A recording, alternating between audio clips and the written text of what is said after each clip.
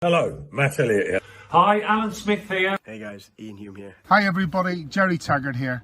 Be sure to watch Chris and Leicester Till I Die TV for all the latest Leicester City news and information. You can also subscribe on YouTube and various social media channels. for the latest updates and news on Leicester City Football Club.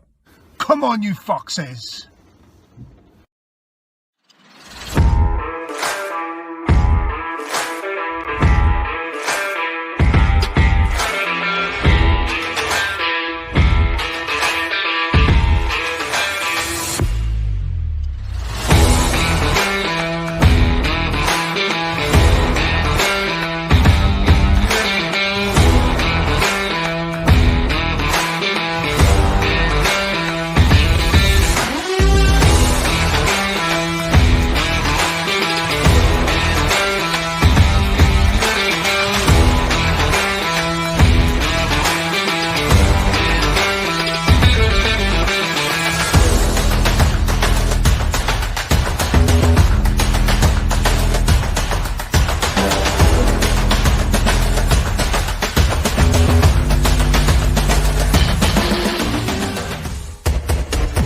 Till I Die TV, your first choice for everything Leicester City. Tune in and join in now.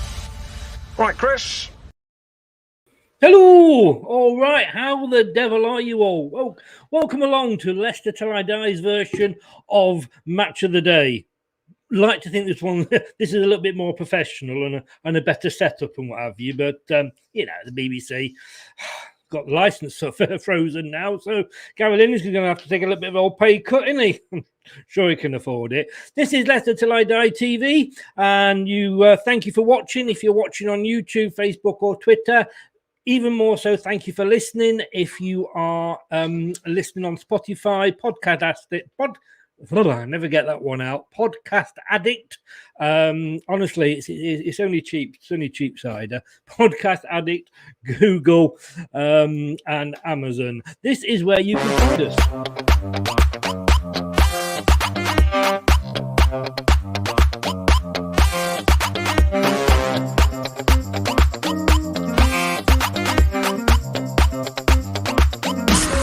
Watch us on YouTube. Listen on your favourite podcast platform. Or ask your smart speaker to play the podcast Leicester Till I Die. Subscribe, like, follow, and join in now. Indeed, so we're trying something new today. It's the first one in what I hope will be a regular Monday night show, and that is the football review show. And what we're going to be doing, say a bit like Match of the Day, we're going to be looking back at each of the games, and yes, and Burnley will come last on this as well. Each of the games, and a few bits of news that have happened over the weekend. It is the football review show. I'll bring my guests in straight after this. Ladies and gentlemen, it's time for the main event of the evening. 60 minutes of football fun and banter with Chris and Leicester Till I Die TV. Are you ready? Let's get ready to rumble.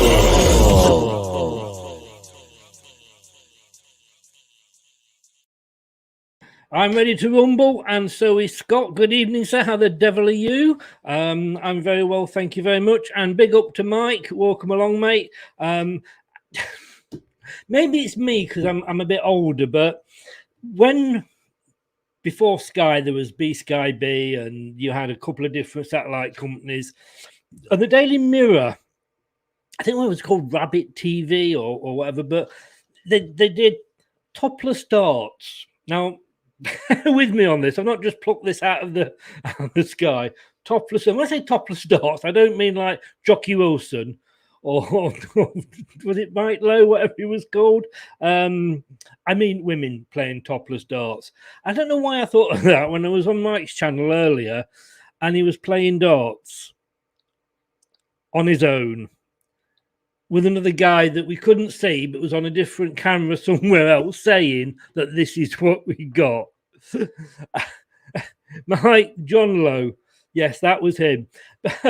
I could only watch it for so long because I tell you, it wasn't very nice watching Mike play with himself. But there we go. Good evening, Doug. How are you doing, sir? Welcome along. Good evening, Chris. Thank you very much for having me and inviting me to be a co-host of this review show. I'm looking forward to it. Thank you very much. You're more than welcome, so thank you for popping on. Like I say, it's new, so we're just going to talk about the games. Hopefully, you watched a few of them over the weekend, because I must admit I didn't, so I might need you. There's the three of us. I mean, like I say, the BBC have got Gary Lineker, Ian Wright, Alan Shearer.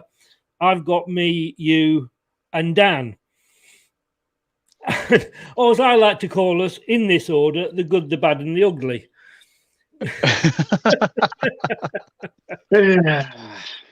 I'll take it. I've been called a lot worse. You wanted to come on, sir. Don't complain. You wanted to come on. And before we go any further, and I did say that I wasn't going to let this drop. It's like when I super glued John Lowe's darts to his hands. He was complaining. I said, "You just can't let it go, can you?" I've got to show this again. It's got to. I'm sorry. Daniel. Naughty boy. But sometimes it's better to just treat stupidity with silence and ignorance. For those of you that are old enough, this is a little bit like Bill and Ben. Don't know if you guys remember Bill and Ben, the flower pot men. But of course, oh God, yeah. On Bill and Ben, they used to have the little weed. We've got Dan, who's the little wee.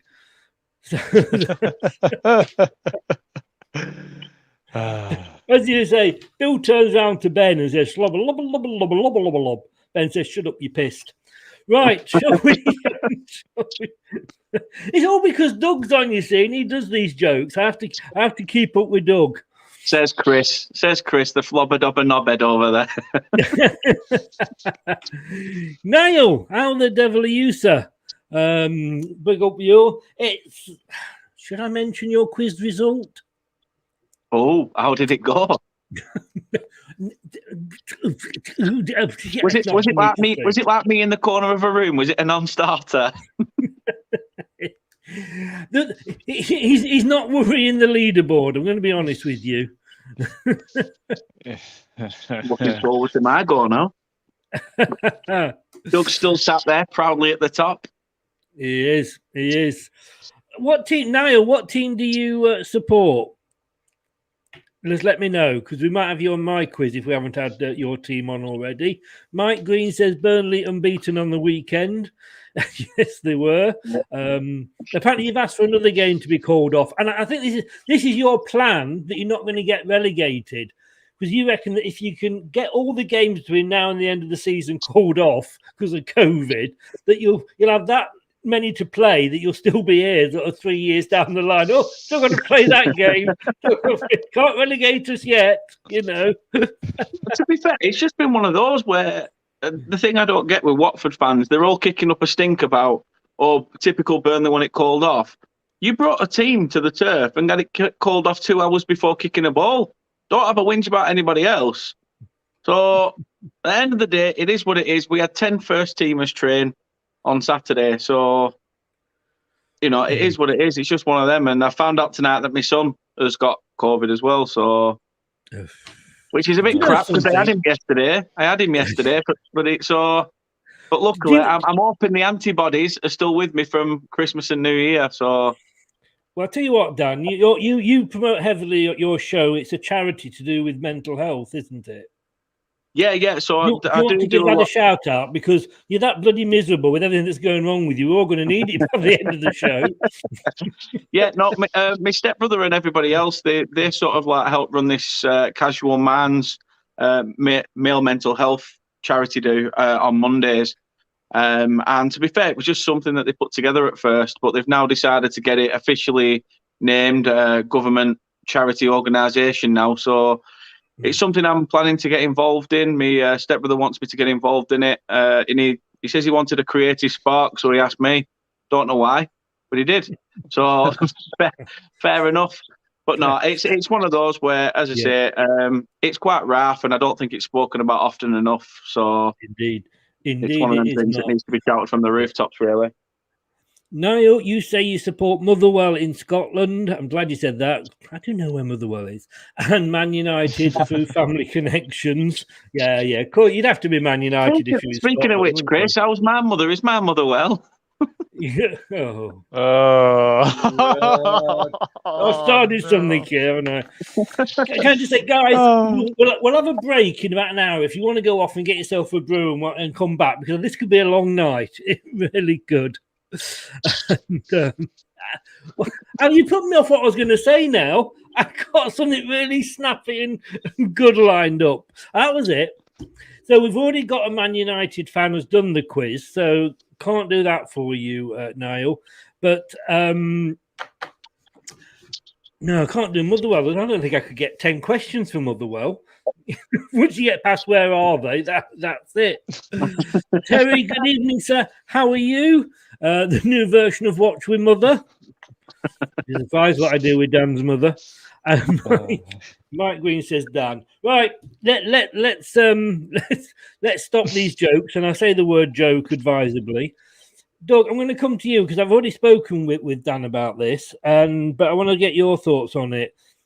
We've been joking about these games being cancelled and what have you, but obviously it's quite a serious thing. And there's over 20 games now that have been that have got to be played to catch up. I mean, what's your take on it?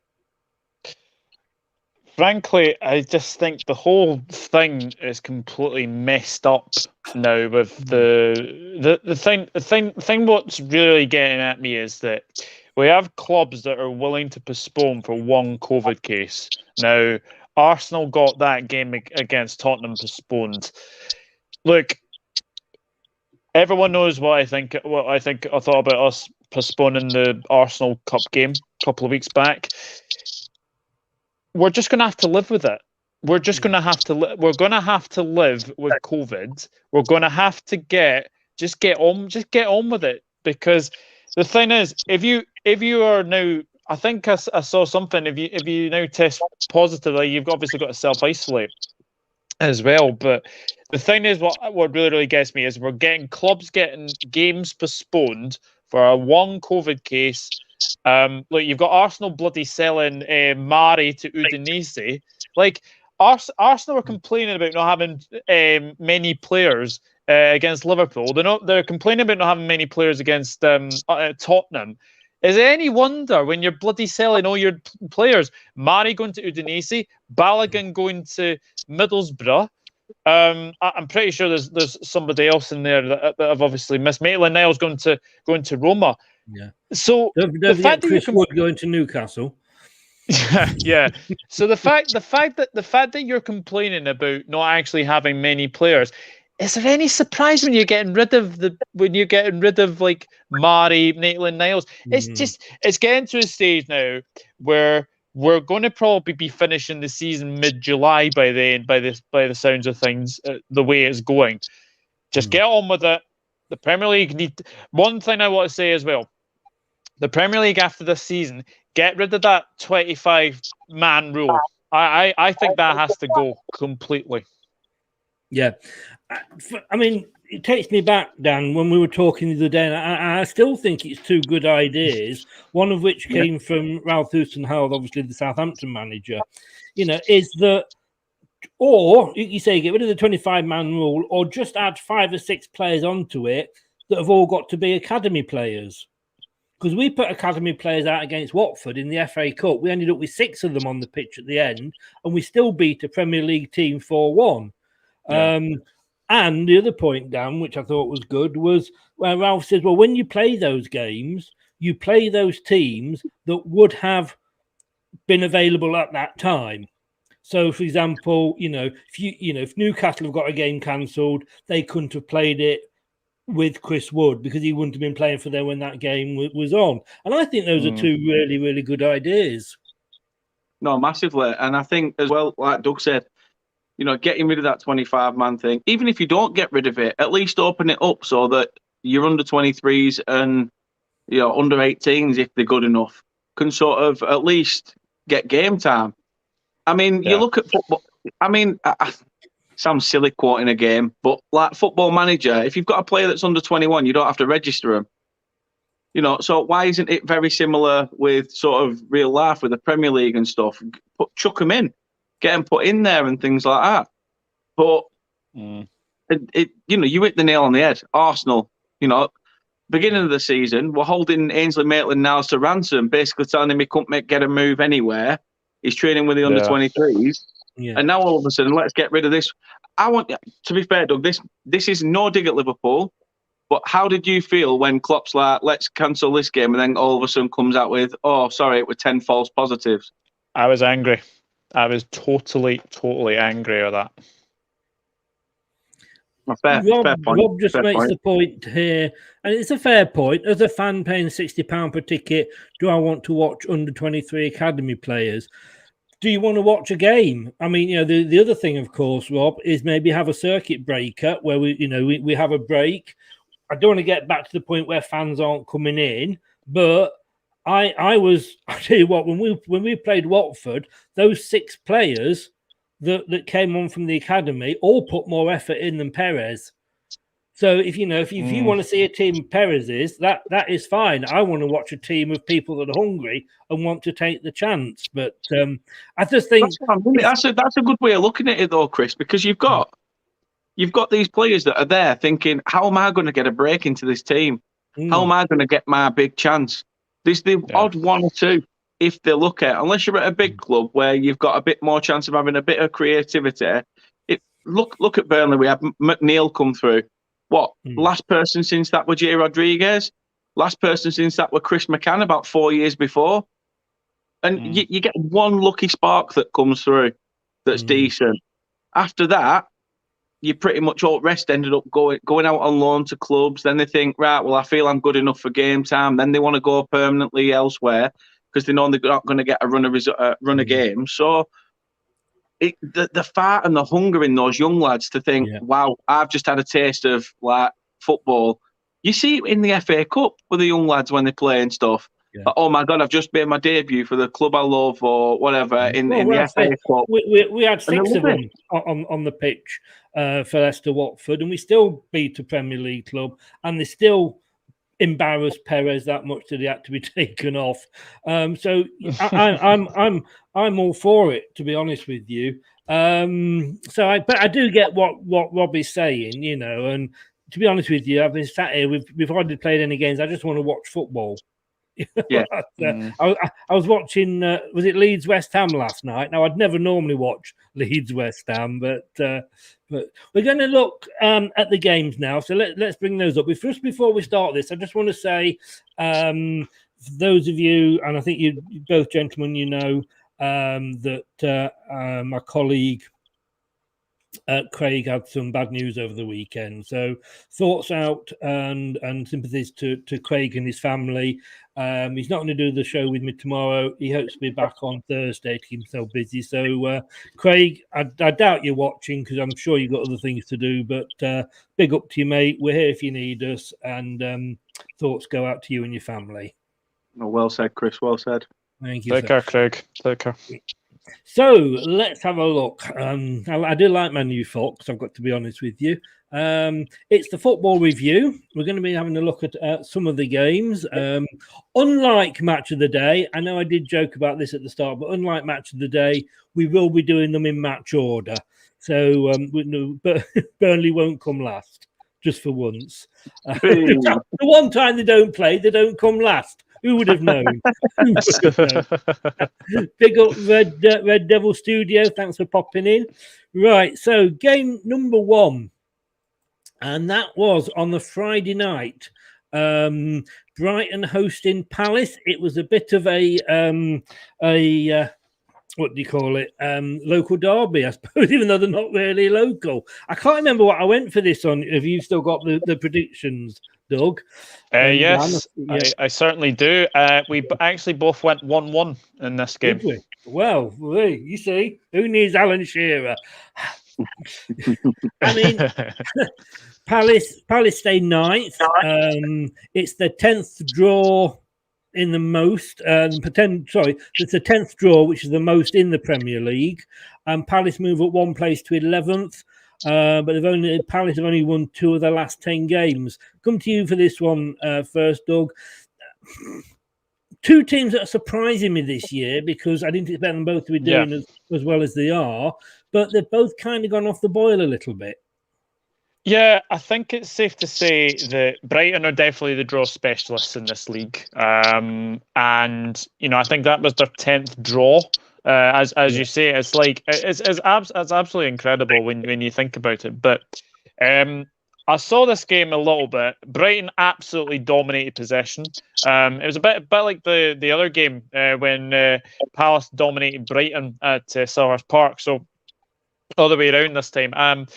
Few dodgy decisions. I think the referee got them right. I think the disallowed goal that Mope has, I think Butland's got 2 hands on the ball, and I think that was rightly disallowed as well.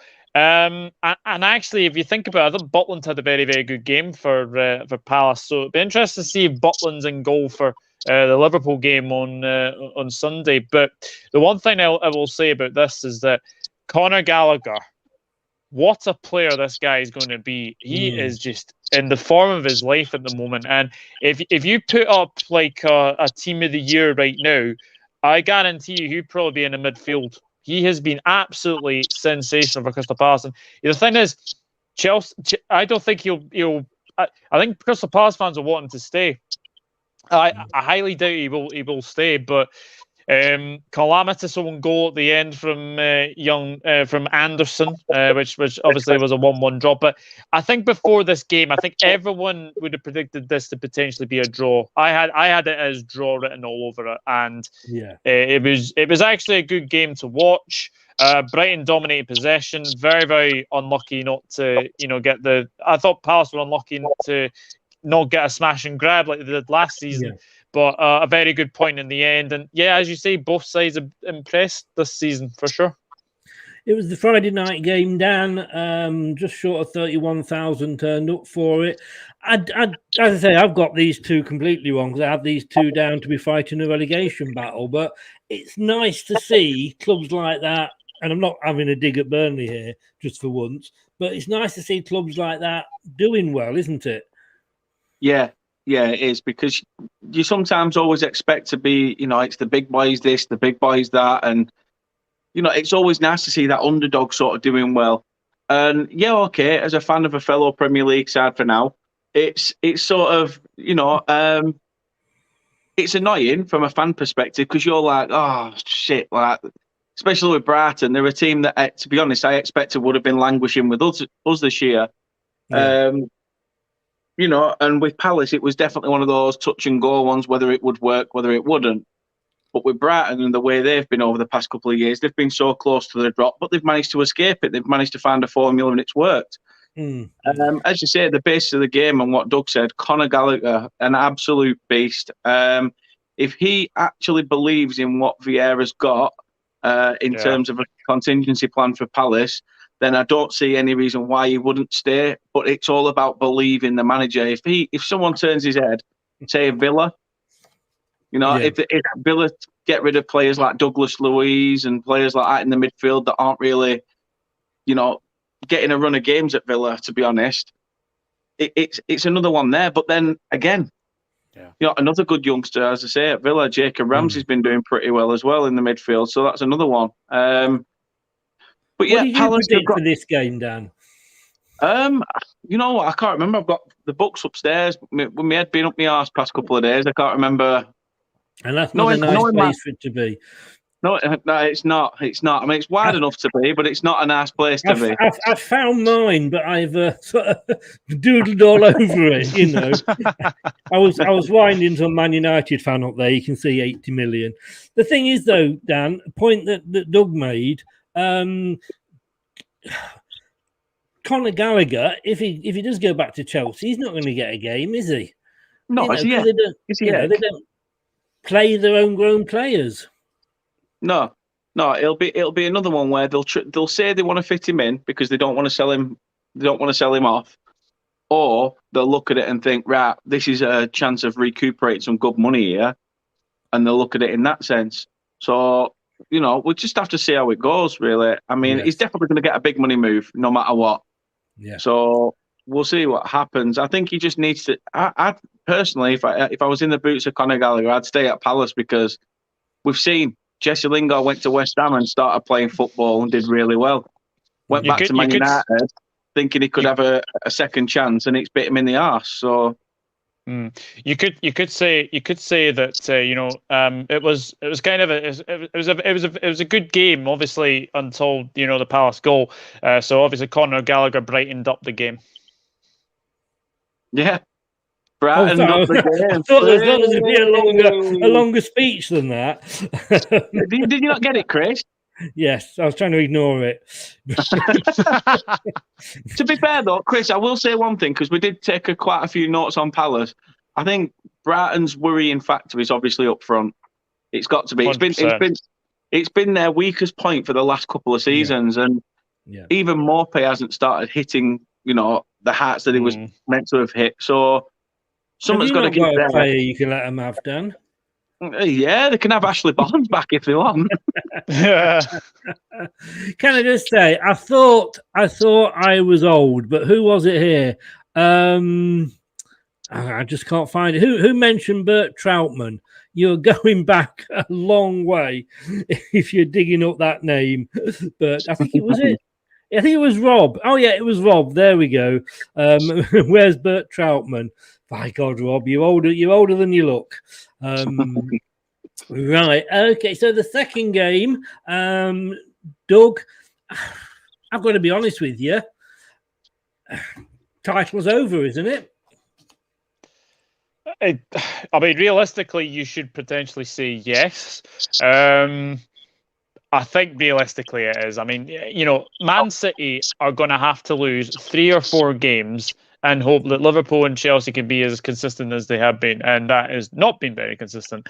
The more the game went on, the inevitable that City were going to score. It was almost an onslaught of Manchester City attacks, and Chelsea had one chance from Lukaku. I was very surprised how defensive Chelsea were. I was surprised that it didn't go for it as well, because when you think of Thomas Tuchel's sides, yes, they can be a bit defensive, but away from home they can actually have a goal.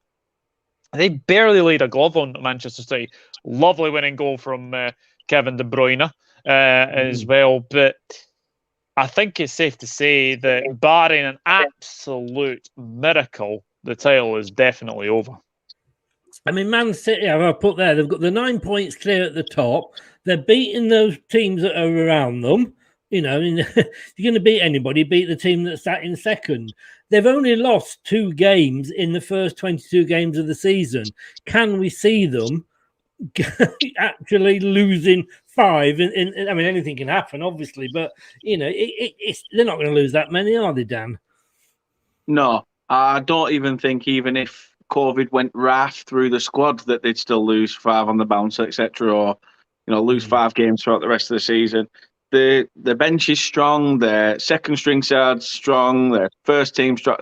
It's City have an array of talent, and they've got some good talent coming through as well. You've obviously got Foden, who's already kicked on. You've got Cole Palmer, who's starting to get his stride and a couple of games under his belt. You've got Liam Delap up top for Man City as well, who's coming through the ranks. So they've got these decent players that they're trying to breed in as well, and they can breed them in because they know full well that even if them at half decent are going to play out their skin, because the rest of the squad around them is full of absolute superstars. So you can't look past Manchester City for winning the league at all. Guys, it's just been announced that Burnley's rearranged fixture against Watford at Turfmoor, due to be played at 19:30 on Tuesday, 18th of January, has regrettably been postponed. I told you what Burnley's plan is. When they're still playing this season in 2025, you'll remember where you heard it first. Fuck's sake, I'm fed up at Premier League calling these stupid games. Yeah, but Dan, it was Burnley. It was Burnley that asked for it. No, I know it were. Because, as I say, we had 10 first teamers train on Saturday and Sunday. That said, that leads us very nicely on, Doug. Thank you very much. To the first postponed game. I told you wouldn't be last. You've sold your second top scorer, although it's only 3, but I think that probably sums your season up, to Newcastle, who are actually your main relegation rivals, I would have said. Yep. You now sit bottom of the table, and I know you've got 5 games in hand on Man City. Are you going to win those 5 games? You've got to want the points on the board. We stayed 10th, but we did have 5 players due to return, but obviously down, Burnley scuppered that. Andy Carroll? No. I don't care what you say. I don't care how desperate it gets. Andy Carroll is not the answer or the question or the punchline to a joke. In fact, that's the only thing he is, a punchline to a joke, because please do not bring Andy Carroll to the club. That's a stopgap signing, in my opinion. You may as well just put a fat R at the side of us, which it's already pretty much started being etched in. But, however, I look at what you've said and I was hoping the game were going to go ahead at the weekend, because I was looking forward to it. The fact that we're coming up against each other, we're going to speak about it. Obviously, speak about it today. We're going to have like a review of the match and stuff. Obviously, it just wasn't meant to be. As you say, losing Chris Wood at first, for me, losing him I was absolutely gutted. I really were, because I was thinking, no matter what, whether he had 3 goals so far, he had 3 goals at this point of the season last season and ended up kicking on to double figures. So I'm not saying that that's going to repeat itself, but there's a good chance it could have done. He was our main source of goals. He's the man that's been up top all season, and as I say, it wasn't a case of selling him. The buyout clause were there. None of us knew about this buyout clause, which I think it's just something to do with the fact that obviously Chris Wood and Trippier are having the same age, and it wouldn't surprise me if Chris Wood's saying, don't think I'm as settled as I am anymore, even though apparently he's in his comfort zone, which his comfort zone is pretty much behind the last defender with offside flag as a blanket. So to be quite honest with you, I hope it goes well for him. But yeah, when you lose a player that you can't keep hold of intentionally, it's difficult. It's difficult. As you say, it's all about winning them games now. As you say, we've got Watford, we've got you guys, we've got Everton, who could be be under new management by that point, which they could have a new manager bounce. Spurs, hopefully they go into a bit of a rut before we play them. So it's going to be interesting. It really is. But have you got the number for your brother-in-law, whoever it is? After you've read those games out, you're going to need it. Welcome to the 1892 Reds podcast. Then again, but this is the silly thing. Yes, they have got 5 games in hand, as I said, on Man City, but it's 3 on others, 4 on some. The table, you just look at the table, and it's a bit of a joke at the moment. Can I just say? Can I just say something on the Burnley situation? Are you worried that the Premier League might potentially force you to play 3 games in a week potentially?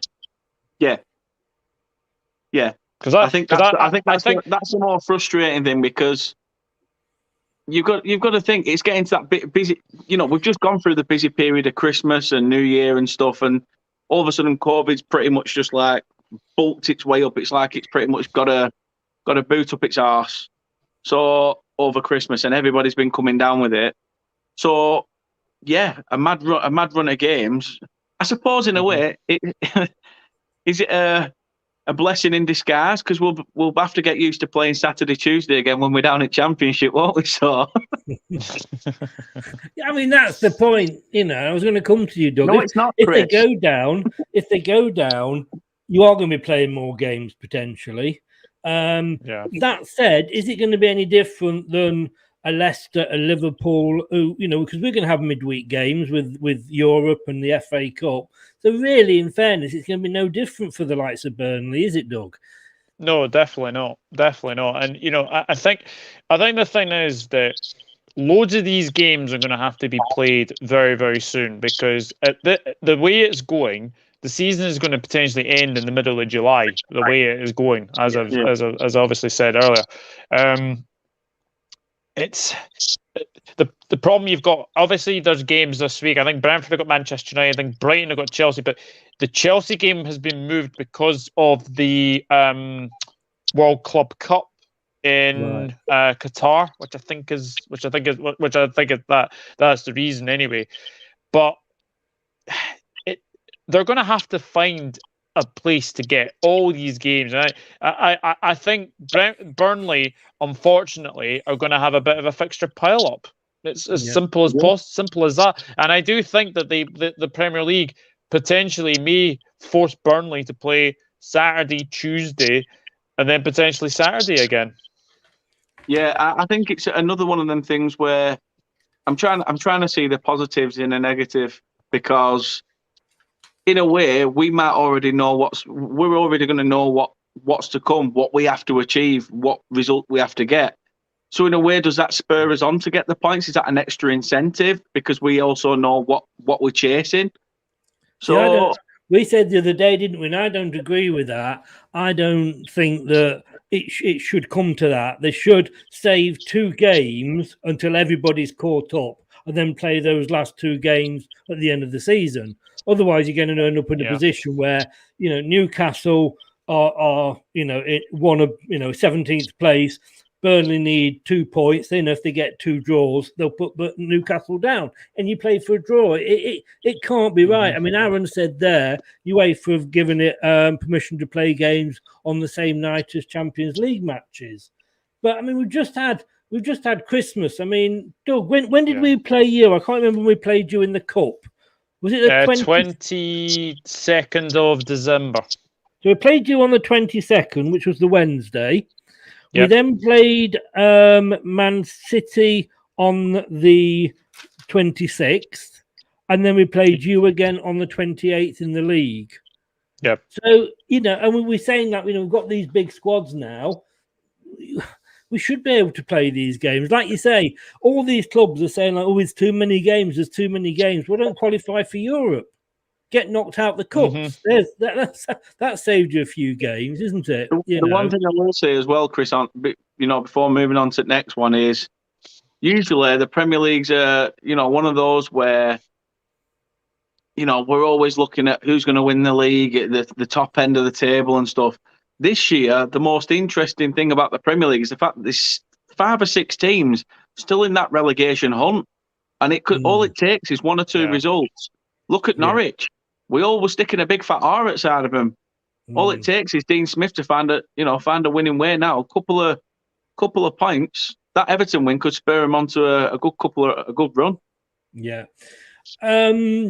I was going to say we've spoken a lot about a game that didn't take place. I had us down for a 1-0 win over you anyway. So maybe we should get the pools panel back. Who remembers the pools panel? Hey, maybe we should have that back. Hey, that was like, what do you mean? Yeah, that was more controversial than VAR, wasn't it? Hang on, Newcastle, Norwich away to Man City. You got them down as an away win? No way. But. Can I just say the only thing that's missing more than Chris Wood at Burnley is where's your missus, Dan? You always bring an audience with you. She's not here tonight. Have you done her in? You did say last night. She sat watching. She's sat watching, but she's quiet. She's tired. Yeah, tired of my shit. Right, Doug. Let's come to you with this one. Newcastle United, Watford. They can't buy a win, Newcastle, can they? Even though they've bought a new striker. Yeah, I have to say from this game, it's like Watford should have won. Sissoko missed an absolute sitter. It's typical Sissoko, isn't it? He blazes it over the bar when he had the whole goal to aim at. To be honest, though, both of these sides I expected to struggle at the start of the season. I said I expected Watford to go down. I'm still sticking by that. I really do as well. But Gregor from St Maximin, I think he's been their obviously big saviour since obviously Wilson's been injured. But the one thing you do not do, you do not leave an unmarked João Pedro. Now, Jamal Lascelles, he has been a good servant for Newcastle, but the thing is, he just does not strike me as a captain. I think the thing is for Newcastle, if they were to stay up, I would give Trippier the captaincy. I think Trippier is more a captain than Lascelles, but this result does not help either side. And the thing is, Watford play Norwich on Friday. That is already another 6-pointer. Yeah. Whoever wins or loses that, I honestly say I think one of them will be down. But the way that Watford are going, I can't see where their next one is going to come from, and I can't see where Newcastle's next one is going to come from either. No. Hello, Kate. How are you? Hello, Kate. Hello, Kate. Hi, Chris and Doe. She's got she's got a nickname for you. Oh, you know you're in, Doug, when she's got a nickname for you. I think that was a spelling mistake. No, it's not. It's you're a little dough man, aren't you? That's what it is. Show me face. Yeah, don't try and spell it right afterwards, Kate. It's not going to work. I'm gonna have to agree, and this is something I never thought I'd say here, but actually agree with Rob here because he said exactly the point I was going to make now. I still don't get. And I had a bit of a rant on a show earlier with football clubs. They are saying to us now, football clubs are run like a business. Yeah. Football clubs are owned by businessmen. Well, if they are, all the businesses would be out of fucking business if they run them like they run the football club. Who on that Watford board, and we know that they get rid of the players, the managers every couple of years. When I had Fabrizio on my show, he said the way they do it in Italy is every 2 years they change the manager, however well they're doing, and Watford are owned by Italians. So I get that, but who on the Watford board sat there and thought, you know what? We're 12th in the table. Let's sack our manager. Who can we get in? Claudio won the league with Leicester, didn't he? That's a good one, yeah. Did nobody actually say, but he didn't keep Fulham up when they were in the relegation battle? Well, you know what they say. There's basically you know what they say. What are strange donuts made out of? And there's basically weird doughs in the Watford board there. Oh, I'll tell you what. I just don't get it. I mean, explain it to me, Dan. Am I not seeing something here? But I mean, Watford, how's it worked out for you? 12th when you got him in, 17th now. Yeah, it's silly. And it started with our manager. They came in, they sacked Dash because they didn't think he had enough, credentials for the job. Brought in Zola, and he stayed there for a bit. Got, funnily enough, the game against you, the knockout penalty, and Troy Deeney up the other end and stuff. Thought I'll get that one in. But yeah, the thing is with Watford, if oh, sorry, can't hear you, Dan. What are you saying? Speak up, mate. Speak up. You know what? But yeah, it's it's stuff like when Elton John were there. I understand. He was more of a director and things like that, but still, he'd have had quite a big say in what was going on. However, now it seems with the Pozzo family, as you said, rightly so, they just don't have that knack of knowing that you've got to give a manager time. Yeah. And it seems if you take West Brom, for example, with Slaven Bilic, he's just grinded out a point against Manchester City, and then literally at a full-time whistle shook his hand and said, "Cheers for your service, you're no longer needed." I mean, I can't feel sorry for the managers because they get a huge payoff. I mean, I would imagine Mourinho's earned more in payoffs than he has in wages over the last 3 or 4 years. But it's just like I could say, where are they getting? Do the brains leave their heads when it comes to picking a manager? And in what other business, Doug? In what other, let's say, the guy that owns Sainsbury's has just, taken Sainsbury's into liquidation. Oh, Asda, we'll give him a job. It wouldn't happen, would it? No, 100%. 100% wouldn't happen. And this is the thing with Watford is that I think Watford, if I remember right, I think they've had 19 managers since in this Pozzo consortium, which is way, way too much. I mean, 19 managers is just ridiculous. I mean, they're going to probably have more rings than Sonic the Hedgehog, It's just ridiculous. It's absolutely ridiculous. But the thing with Watford is, how many seasons running do we go through basically Watford and ask, can they actually keep a manager for a whole season? And the answer would be no, because basically, what's his face? Cisco Munoz was the first manager to be sacked. Now, everybody, including myself, could have probably predicted that because it's Watford. Yeah. It's not just they would not end the season with the same manager. Got rid of him, had 2 managers, and then sort of try and bring in the same idiot back. Yeah.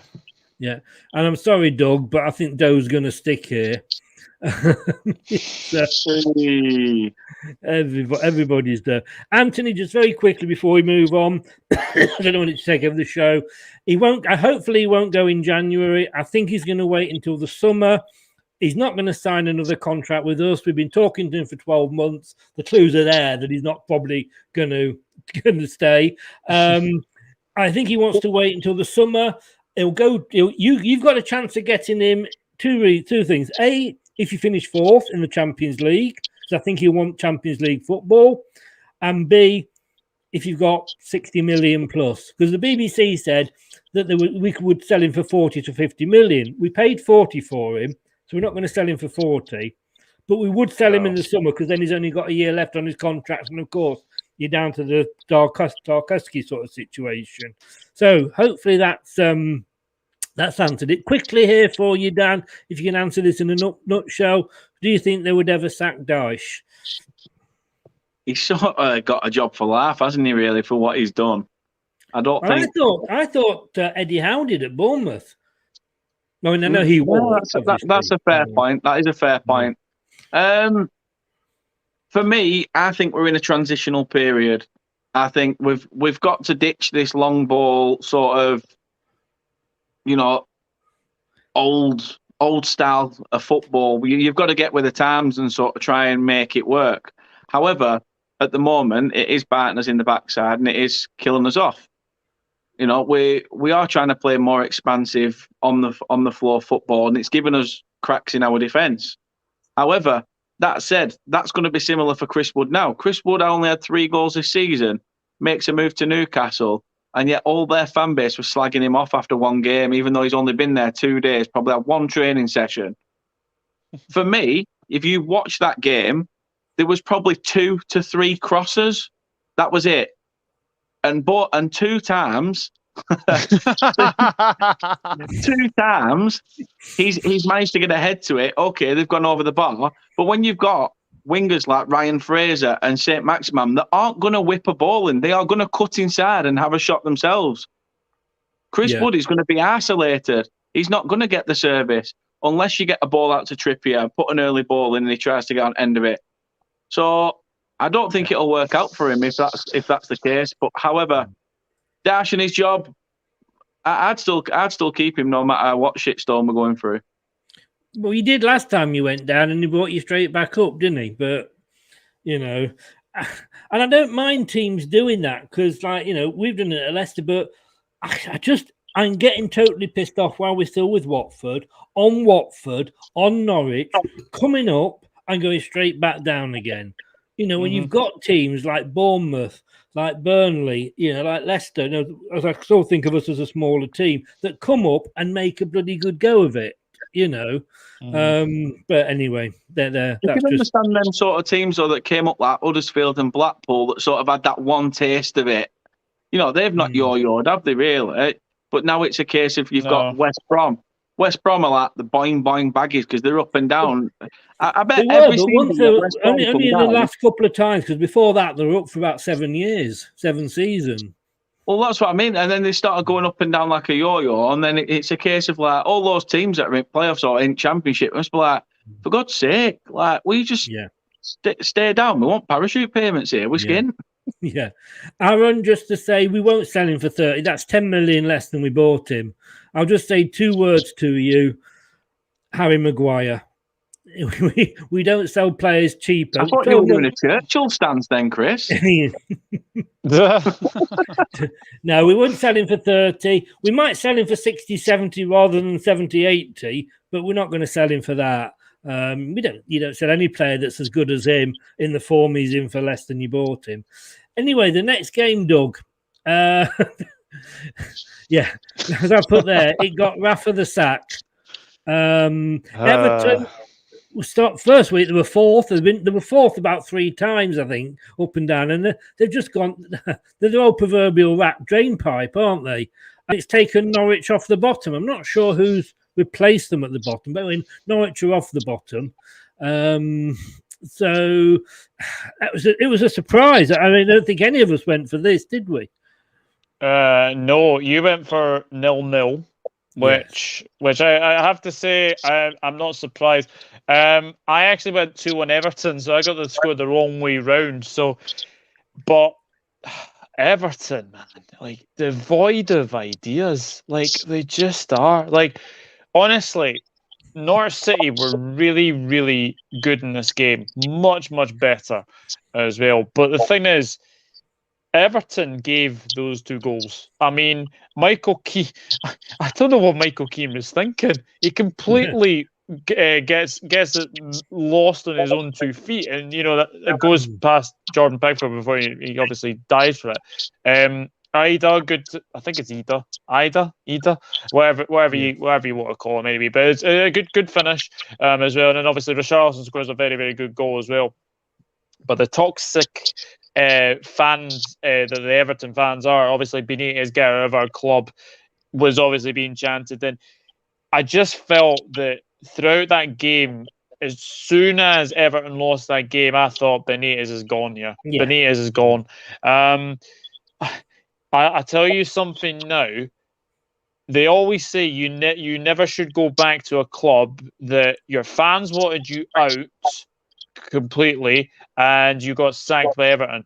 Everton are wanting Roberto Martinez. No, hell no. That guy will get you relegated. His teams cannot defend for toffee. All right? He cannot defend. He may well be the Belgian manager, right? But for my opinion, he's one of the most overrated managers I have ever seen. Cannot defend at all. He's in charge of the number 1 ranked country in the world, Belgium. And they completely fail tournament after tournament after tournament. So if Everton get Roberto Martinez, be prepared for relegation. So, Doug, tell us, what do you think about Martinez? You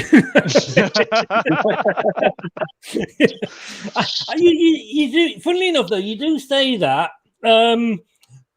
when we got relegated from the 2nd tier to the 3rd tier, first time in our history, it was at the expense. We went down at Southampton, stayed up, and then Southampton sacked the manager, and he came to Leicester, a certain Mr. Nigel Pearson. He got us up and he got us into playoff positions. We then were in the process of selling the club. He didn't know anything about it. He had a bit of a fallout and he went to Hull. We had a little bit of a dalliance with Sven, Mr. Goran Eriksson himself. And then Nigel came back. And what happened? He got us promoted with the best season we ever had in second team. I know it's rare, but it can occasionally happen. But Dan, it was. I mean, I thought it was a very astute signing because I thought, well, they've got a couple of good players in, Everton. They've got these rich owners now. Rafa's done it. He's won Champions Leagues. He's managed top clubs. But the fans didn't want him because of his Liverpool connections. And I suppose it was always, like you say, once it started to go wrong, even if it was a case of he was having to change things around, he was doomed from the moment he set his foot over the door, wasn't he?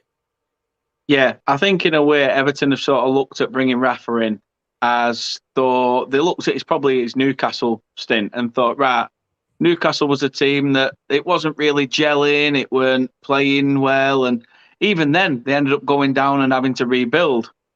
Is that what Everton were maybe, is that what they thought with Rafa, that maybe he had something about him to help revitalise Everton?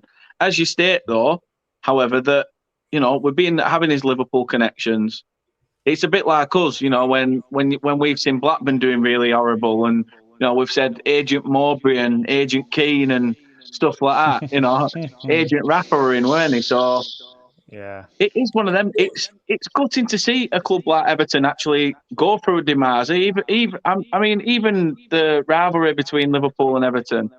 I mean, to see a club like that go down is pretty devastating. Because aren't they one of the clubs that haven't been relegated from the Premier League? Yes. Yeah, I don't think they've gone down. No. So I mean, I've always had a soft spot for Everton anyway because of my stepdad being a Blue. But I mean, I agree with Doug. I can't see a way that Everton are going to get out this rut. This all started when they decided to throw the money at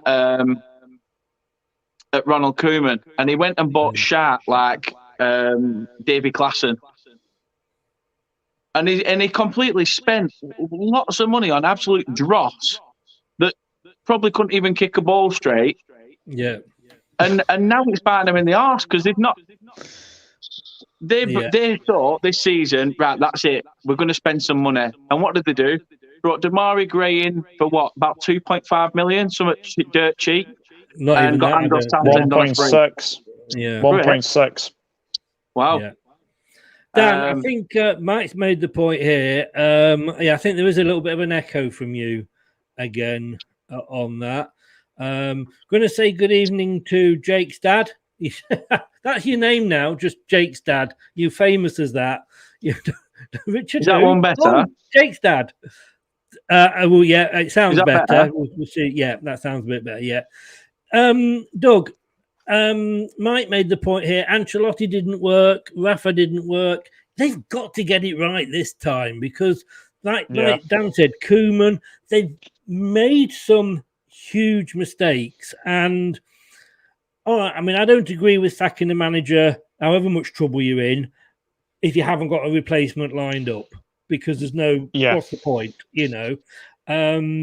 But they must get this one right, even if it's bringing in an experienced manager, because they're talking about Rooney, and you can say Frank Lampard. He's the prime example against. Can I just say, Chris, to cut you there? Can I just say, sorry, why are they even looking at Rooney? And again, Lampard.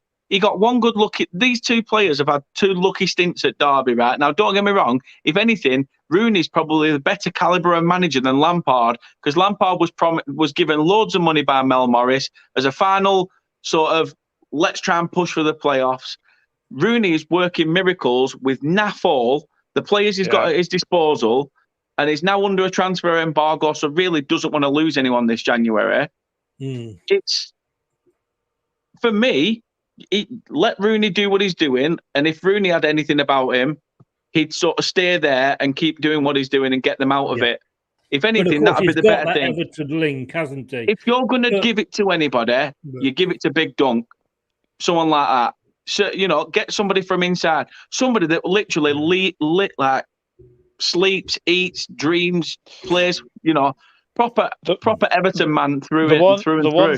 The one thing I will say about Everton is I don't think it's the manager's fault. I don't think it's the player's fault. No. That owner is a disgrace Farhad Rashidi. I don't think I don't think he is a great owner for Everton. Yes, you might say that like Everton are getting their new stadium, etc. But Rashidi has made so many bad decisions since he's been at the football club.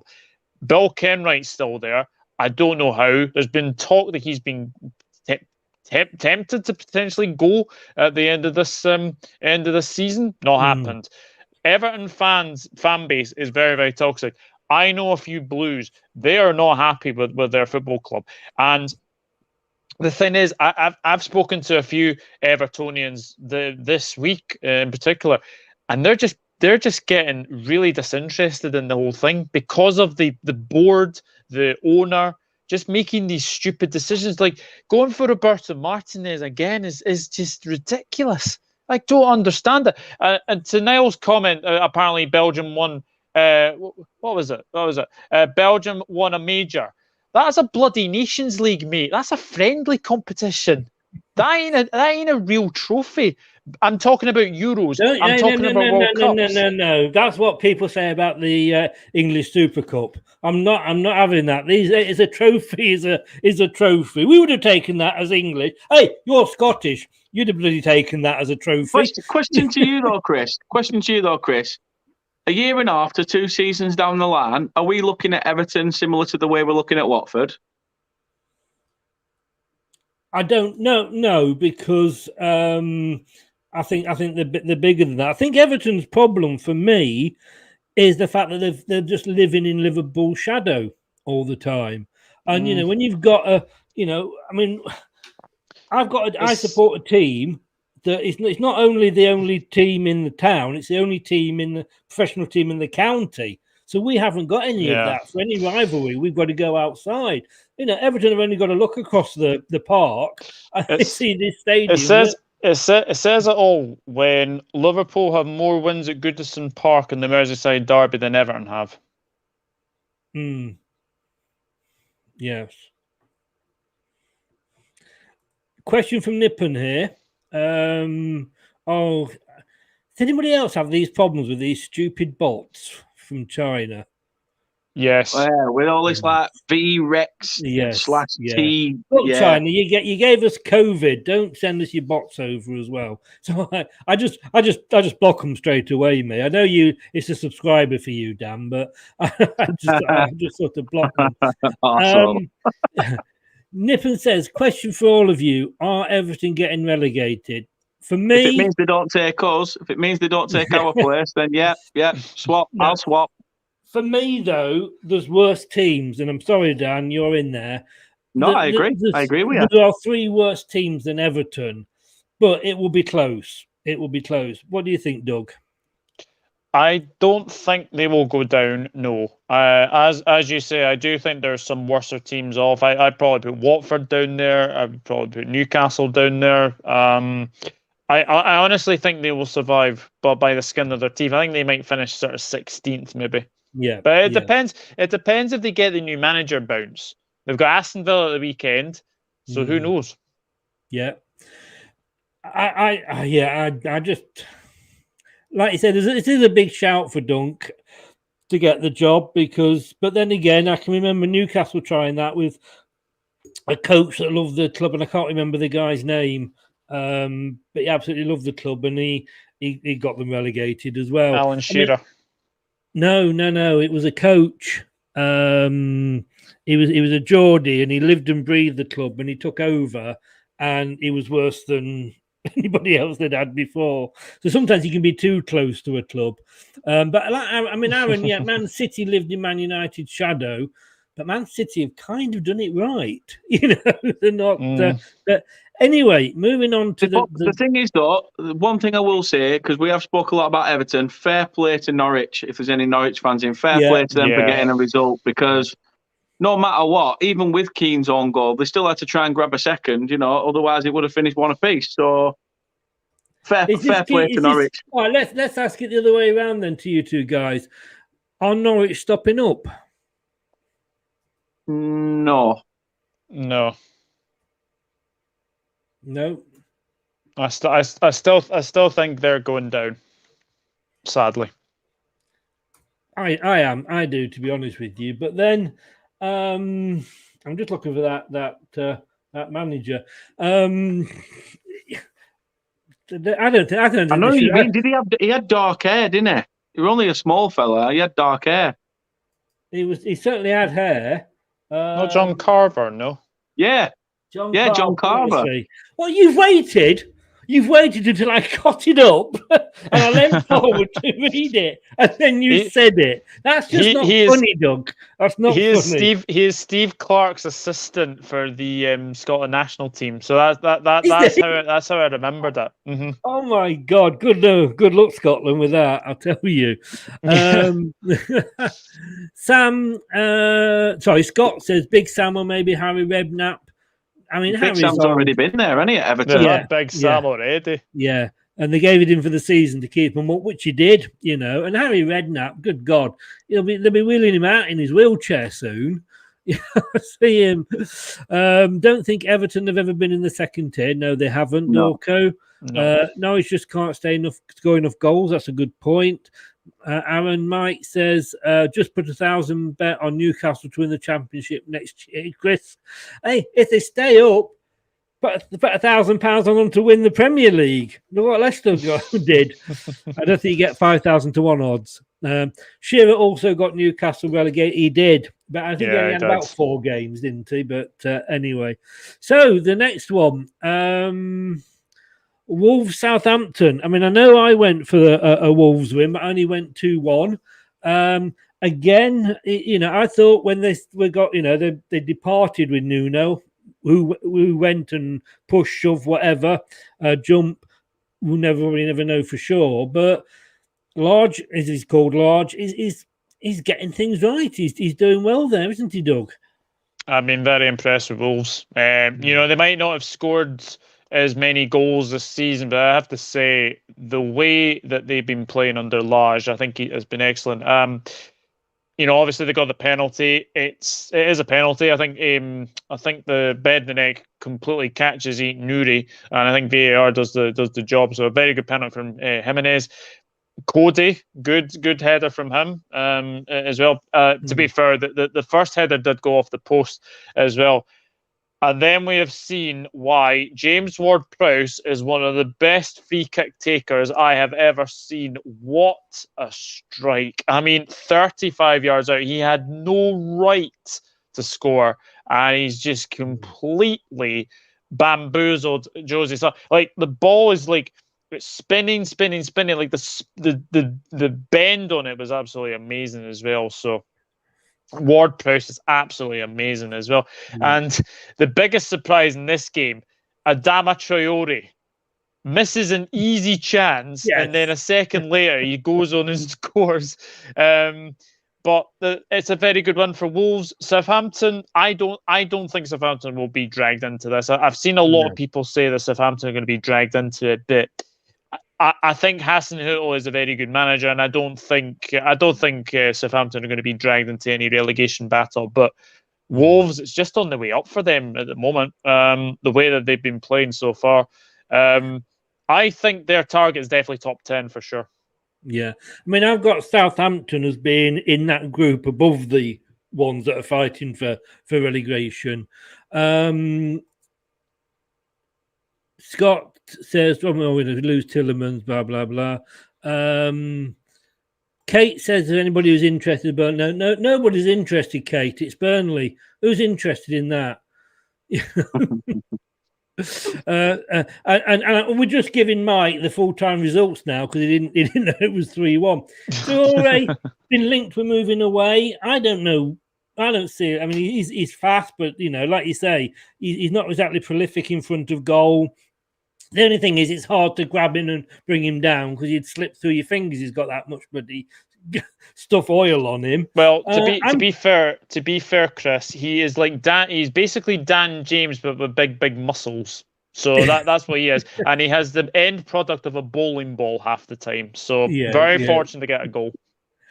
But I'm surprised, Dan, that somebody hasn't come in for Conor Cody. Yeah, interesting. Because he's a really decent centre back. If anything, I prefer him playing for England than that thug Tyrone Mings.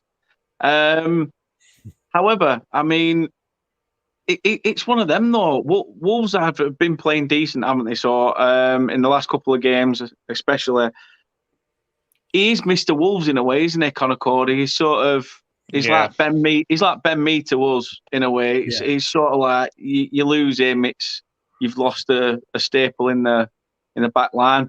For me, I just want to touch on James Ward-Prowse. Is that are we speaking about James Ward-Prowse as though the free kick, his free kick ability is second to none? We know that. I think if James Ward-Prowse had the same ability as Declan Rice, with that free kick ability, we would be speaking about one of the best English midfielders of our era. Yeah. However, James Ward-Prowse is based on his free kick ability, just like Adama Traore is based on his, greased up pig run, and that's it. Yeah. Scott says there he agrees, but you still have a young and improving Kieran Dewsbury-Hall than Ward-Prowse. I have to look at that every time everybody puts KDH because I'm thinking of a certain player at Man City. Doug, there's rumours that all the Man United players have been told to take the dogs and hand them into the RSPCA because none of them can hold on to a lead. I don't know. Yay! I mean, 2-0 and you up when you cocked it up. I mean, I had this as a 2-1 to Villa. As did I, yeah. I did as well. But Man United, we both had a bit of a rant on your show. You had a rant, and then I thought, I'm not letting you get away with that. I'm going to have a rant as well. But Man United they just can't accept what they are. They were good under Ferguson. They were average before him, and they are average now. And if they want to be this club, which they are, they're a big club, they're known all around the world, they should have a manager in now. Those players aren't going to play for somebody that's probably not going to be the manager at the end of the season. We saw that when we won the Premier League with Man City and Pellegrini.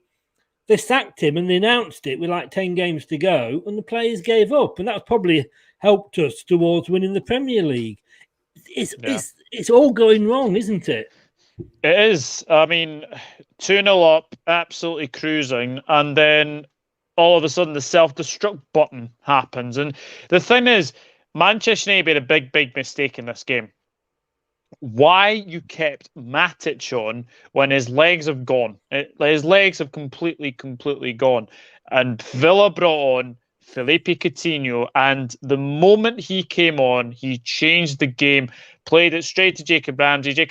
By the way, let's shout him out. Jacob Ramsey, what a player he looks like he's going to be. Looks an absolute prospect for sure.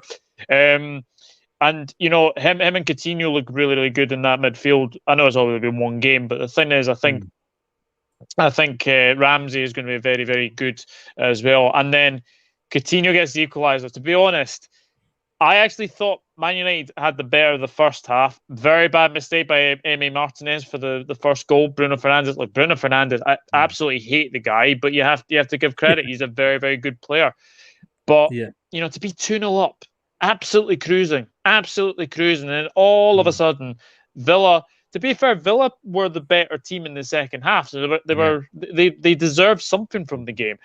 But the one thing, I thought Cavani was dreadful, really, really poor. But I don't know if that was because Man United were just devoid of ideas to get the ball to Cavani.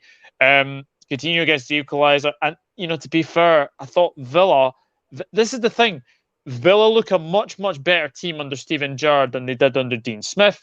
Manchester United, I said it last week. And obviously you can go back. You could go back and watch my wee rant. You can watch Chris's rant. Manchester United should not be a club that are actually physically hiring an interim manager. You don't. And by the way, whoever is running their Twitter page, oh my God, that is just so embarrassing. The first thing, how many Swees can you say in like a week? You used to be a proper football club. And then are you actually taking the absolute piss in actually saying, oh, Donny van de Beek's made 50 appearances? How many of them have been starts? You sent me that. You sent me that. And I'm like, I just didn't get it. How many of those have been starts? The guy has hardly played. It's just, honestly, like, their admin page on Twitter is ridiculous, and they are going absolutely nowhere. And by the way, if people predict them to be top 4, I mean, they look a long way off top 4. They look a long way off the title. They look a long way off Europa League football. And I'd actually say, avoid the Europa Conference League. You actually might finish 8th and actually might have no Europe. And I think it might actually do you the world of good. Yeah. I mean, I actually have them down as 4th because I thought when Ronaldo arrived that he was that missing link, if you like. But yeah, I think they only got him because they didn't want him to go to Man City, and we said, didn't we? Fergie's on the phone. You said that, Doug, didn't you? Fergie got on the phone and said, "Oh, are you coming to us?" sort of thing.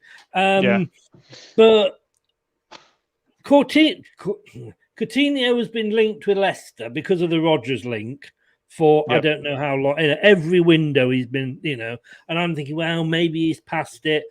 I honestly don't think he would be the player for us because I don't think he fits into our mindset. He would be the king with, all the princes around him. What we need to do is buy princes, Band of Brothers and all that. But Dan, the impact he had when he came on, I'm thinking, maybe. I mean, it's gone now. But, Gerrard, again, another one proving me wrong. I didn't think he'd do well down here. No, I think it's, so easy to just say that, you walk into the Rangers job, you walk into the Celtic job. It's a given that one of you is going to win the league, sort of thing. And a lot of people seem to think that no matter what, Neil Lennon literally had nothing behind him apart from a midfielder at Celtic, went in, won some titles, and then, okay, fair enough, Rangers have had a bit of a rebuilding process and things like that. Which is understandable, and they've gone through a couple of managers like the guy who's now at QPR, Mark Warburton, and people like that. Yeah. But then, as you say, he's come here. He's found a club that in Aston Villa, a lot of people were thinking, this is him touting himself for the next move to Liverpool. And fair enough, people may still be saying the same thing because of the way he's getting it right. Would they have been saying the same thing if they got it wrong? Probably not. But however, I do think that what Gerrard's done is he's instilled a sense of belief in that team now as well. Dean Smith had lost the dressing room in a way. And does that come with having a name, being a name, potentially? But the fact that it helps attract players, doesn't it? Oh, of course it does. Of course it does. I mean, fair play to Coutinho. He could have smashed into post. He could have, really hurt himself going in for that goal by sticking a toe on it. It could have either. It was just one of those. But that's what you get with that sort of caliber of player, that they do not give up. If there's a chance to be sniffed at, they're there and they'll be on it. They'll hunt you down.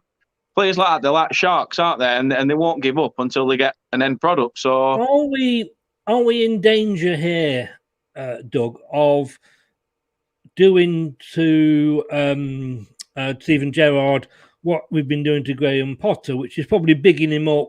And yes, they're having, Graham's having a great season, but he's not this manager that walks on water just because he's having one reasonable season where his team's in the top 10. I mean, Villa are still only down in 13th, and they have only still won 1 in 5. Yeah, look, I think he had a very, very good start when he came in, Gerrard. He had a very, very good start when he came in. Obviously, I think he had wins against Brighton and I think Palace.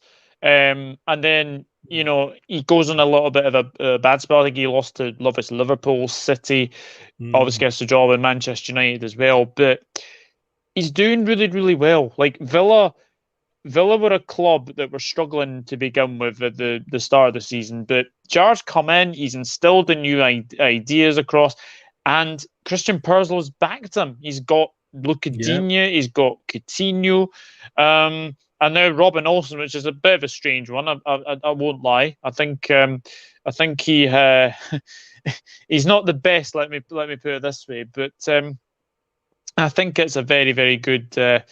Yeah, that's right. Lost to Brentford as well. So, Steven Gerrard is getting his ideas across. And the thing is, I think if you give Gerrard the Brighton job, I don't know if he would do as well. But the fact he's got Villa, I think Villa are a sleeping giant ready to be, wakened for sure.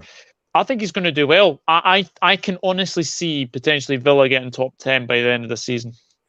I mean, he has only been there, 8-9 games or something like that. So maybe we're judging him. I mean, Liverpool fan there, Doug. Is he going to end up at Liverpool? Do you think eventually? And would you want him? I think in the future he will be. I think he's gone to Aston Villa to prove himself as a Premier League manager. But I've got a feeling Klopp might actually sign on for another couple of years. I think he potentially goes in maybe 2025, 2026, and then potentially Gerrard will come in after that. I think there's definitely like a plan in place for that to happen. But if it does happen, I don't think it's going to happen for like another 4 or 5 years at least. No, and is it all that dangerous though, isn't it, Dan? Really, of an ex-player coming back to be a manager and it ruined. Look at Ollie at Man United. Ollie at United, Lampard at Chelsea. Yeah, Ollie was a hero with off that one goal, and it doesn't always work out, does it? No, it's just one of those that appeases the fans in a way, isn't it? It's almost like the prodigal son is back and things like that. You see it when players return that have had good stints, like when Rooney went back to Everton after, towards back end of his career. It was almost like, oh, brilliant. Everton thought they were going to have this goal scorer, but that clearly couldn't keep up with the pace of the game at the Premier League at that time, which obviously sent him out to the MLS. Yeah. However, it's just one of them things where I think it'll work well. And you've got to look back to the start, when he was going into his managerial career, that Klopp said, listen, come in, do some work behind the scenes with the youth system and the under-23s. Drop the name. Do not think Steven Gerrard. Do not think they're here to play for Steven Gerrard. So it's one of them things where he dropped the name. He was learning himself as a manager, and like Klopp said, make mistakes, do it now while he's not while people aren't watching. And he's managed to do something for himself, and he's got himself a name now. And it's not just a Steven Gerrard, the guy who smashes balls in from 40 odd yards. He's got his name now as Steven Gerrard, a manager that's clearly got a mentality to win. Yeah. Moving on to we're on the Sunday's games now. There should have been 3. There was only 2. It started off with a win for the sort of the smaller team in Merseyside. The ones that couldn't even beat Leicester. That only in a meaningless cup. But of course, had we won it would have been a top trophy. I have this down for a 2-0 to Liverpool. They went one better and got the 3. Liverpool up to second. You're 9 points off Man City. It's a lot to ask. Brentford down to 14th. It's the joint lowest they've been all season. The wheel's kind of coming off Brentford's wagon, isn't it, Doug? Yeah, it is, but I saw a lot yesterday from Brentford that actually gives me a bit of hope that they'll stay up. I think they are better than the teams below them, and I think that they have a good manager in Thomas Frank. It looks potentially like that. They're going to get Christian Eriksen which would be an absolute coup for. Well, we've been linked with him as well, so not sure what's happening on that one. Yeah, apparently Brentford are in talks with him at the moment, but it'd be an absolute coup for Brentford. But on the game yesterday, first half we took a little bit of time to get ourselves going, but Fabinho, that's now 3 in 3 games now, which is mental. Fabinho's only, I think, ever got 2 goals a season, so he's bettered his goal tally already. Oxlade-Chamberlain, it's the story of Oxlade-Chamberlain's career at Liverpool. Waits 8 months for a Premier League goal and then limps off injured. It's just so typical of Alex Oxlade-Chamberlain. He just really Didn't know awful. he was And then, still playing, to be honest with you. yeah, he's been in and out of the team actually quite recently.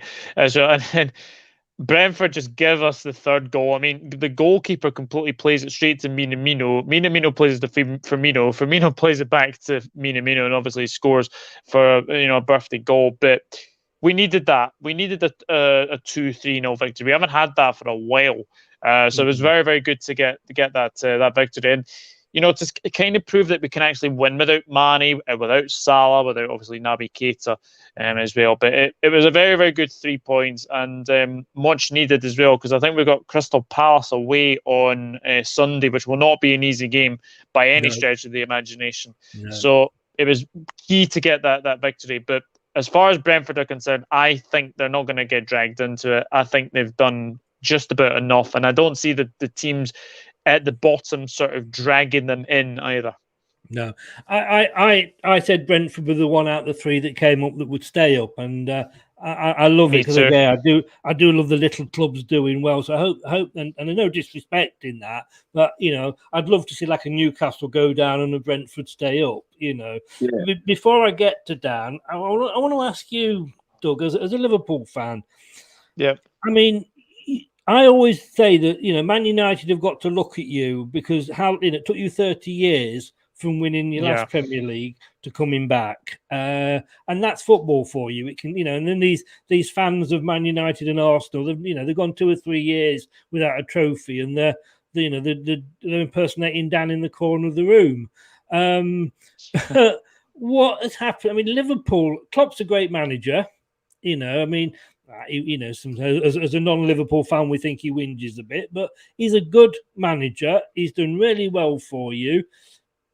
You had that 1 year, calendar year, where you won everything. There was nothing that you could, if there was an egg and spoon race, you'd have bloody won that. There was every World Club trophy, every European trophy. There was nothing you didn't win. But you don't seem to have sort of moved on from that. This is why I'm hoping to get to the final of the Carabao Cup, because it gives you momentum for the rest of the season. As we all know, Klopp doesn't do the cups, but we've got Cardiff City in the FA Cup. I'd expect us to, win that, especially with a rotated squad. Watch out for Cade Gordon. That's another one to look out for. Cade Gordon is a very, very good prospect, up and coming prospect. I think he could be a good one to watch out for. But yeah, look, I think the thing is that we had a spell where for 3-4 years we were playing relentless football, winning, as you said, everything as well. There was always going to be that one season where it just was the wheels were going to fall off eventually. Hopefully now we can basically try and win a Carabao Cup. We're still in the Champions League. If we're there or thereabouts by April, which I'm hoping we are, hopefully Southampton do us a favour on Saturday against City. But I think it's all about if we can win a Carabao Cup, do well in the FA Cup, do well in the Champions League, be there or thereabouts in April, then we've got a very, very good opportunity to potentially beat City. But as I said, it looks a foregone conclusion that City are going to potentially go on and win another trophy. Yeah. I mean, this was a foregone conclusion, wasn't it, Dan? Yeah, of course. I mean, going back to what Doug said then, he hit the nail on the head when he said about that, they've gone full pelt for a few seasons now. and there is going to be that point where they hit a burnout, and it's sort of they have to recuperate and things like that. You could see the season they were trying to push themselves and didn't make it, and then the season after it was a case of right, we have to be on 100%, every game, and fair enough. I think obviously it's a bit shocking as fans when you couldn't be there at the stadium, etc. and things like that. But lifting the trophy and stuff like that. But however you look at it, on the flip side, Liverpool have always got the makings of a decent side. I mean, I'll ask you, Doug, did you worry now losing players like Mane and Salah to AFCON and stuff like that? Did you worry about, how is Liverpool going to cope now without two main hitters up top? I suppose you do in a way. I mean, the thing is, Firmino, Jota have been like Firmino. He's kind of lost it a little bit. Like, he doesn't score the goals anymore. He seems to be sort of the provider now, which is the main thing. But he's a very, very hard worker. You've got Jota, and then it's a case like we had Alex Oxlade-Chamberlain on the right the other weekend. And I think that kind of worked. Curtis Jones came back into the team, so it's good to rotate now and then as well. But yeah, you do worry because of two very, very good players. Like, Mane's not been the same player. Mo Salah is having the season of his life so far this season as well. So there was always going to be a time where we were going to struggle, and hopefully now we're sort of getting past that. And hopefully we beat Arsenal on Thursday, and hopefully we win against Crystal Palace on Sunday. I want to say you've got Harvey Elliott coming back as well, haven't you? Yeah, he's back in full training as well. Happy days. Sorry, just talking to Scott in the chat there. Last game, well, it would have been the last game if it had been played, but yeah. Oh no, sorry, I forgot this one. I forgot this one. I mean, if Norwich wasn't a shock, well, it was a shock, obviously. Leeds was just as big a shock, wasn't it, Doug? Yeah, 100%. What a game of football, by the way. What an absolutely fantastic advert for the Premier League. Look, the thing is, Leeds United had to weather the storm. I think they had two players going off injured. Names that off the top of my head. I think it was it Forshaw, I think, went off injured, and I think that what's his name, Firpo, went off injured as well. So it's a big win for Leeds, but for West Ham, those are the games you have to be winning if you want to be a top four side. They're the games you must be winning, and unfortunately, West Ham again haven't taking advantage of their rivals not playing. Yeah. And I mean, Dan, I love West Ham because to me, West Ham are having the sort of season that we've had as Leicester for the last couple of seasons. And of course, I would love it to be Leicester again, that were in the top four, were challenging and etc., but not to be. So it's nice to see another club doing it. And I've nothing against West Ham. It'll always be like a soft spot for them because, of course, that was the game after our game with them where our chairman passed away. But David Moyes is almost proving a point, isn't he? And had Man United maybe stuck with him, and it was always going to be the poison chalice. You wanted to be the manager that followed the manager that followed Ferguson. But again, we've always said managers don't get time, etc. But he's proven himself. He's an astute manager. Yes, he gets the odd games wrong and what have you, but they're having a good season, West Ham. Yeah, absolutely cracking. It goes back to what we discussed earlier. Like when Doug said about Martinez going back to Everton, this is one of those where it's a make or break. David Moyes, again, was very similar. At first, fans were against him. They were against the board. Results weren't going their way. It was more aimed at the board. I get that. But, it was a case of David Moyes, really? This guy's done nothing. To, his career stagnated from Man United to going even further down. And And then even West Ham fans, when you ask them, when Moyes came back in, what did you think? And they went, I thought it were a piss take. I honestly thought they were taking the piss. But it just goes to show, given time, things can come good. And you've just got to trust in a process, trust in a philosophy. And David Moyes has always had that. For me, West Ham's one of them clubs that is perfect for someone like David Moyes, just like Everton was. They didn't at the time have the purse strings to just go spend.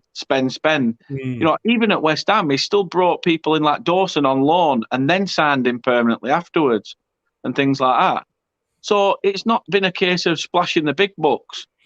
However, he's done what he did. Same with Jared Bowen, signing him from a lower league, like he did with Kale from Millwall at Everton. He's sort of kept that philosophy going, but he's picked out gems. And we know that the finances for these players in the lower divisions now cost more, but what a job David Moyes has done, and you can't not commend him for what he's done. No, not at all. You've got to worry for Leeds. You've got to worry for Leeds because even on the back of this result, Bielsa's a manager that only likes to sign a contract on a yearly basis. If Leeds aren't performing at the end of this season, is he going to go? Does that mean that the team's going to be like, shit, what do we do now? I mean, Doug, Aaron says there, and they said this a lot about Steve Bruce. Steve Bruce might have gone earlier had the fans been back up at the Newcastle. Like I say, I just think he's proven. He did okay at Everton. I don't think he was given the time at Man United, and there was that pressure. Not only was he following Fergie, but he was Fergie's recommendation. He struggled in Spain, which was, in fairness to him, it's not always easy to go abroad and it work out for you. Just ask Gary Neville. But he came back. West Ham gave him a job till the end of the season. He kept them up quite comfortably. They didn't give him the job, and he's like, I think he's got a job there. I think he would be silly to say, yeah, go on, Man United to come knocking. Yeah, I'll come back to you. Yeah, absolutely. I think the thing is with West Ham, they gave Moyes time.